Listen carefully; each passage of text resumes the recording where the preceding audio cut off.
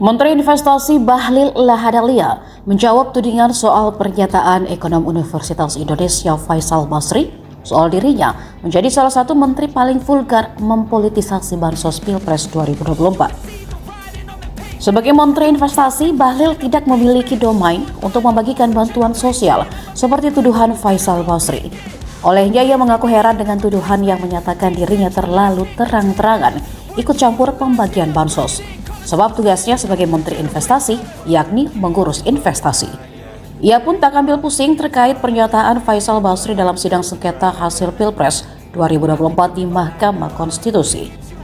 Sebelumnya dalam persidangan tersebut, Faisal yang menjadi ahli dari pemohon sengketa Anies Muhaimin menilai Menteri Perdagangan Zulkifli Hasan, Menteri Koordinator Bidang Perekonomian Airlangga Hartarto, dan Menteri Investasi Bahlil Lahadalia aktif mendemonstrasikan bahwa bansos bersumber dari Presiden Jokowi.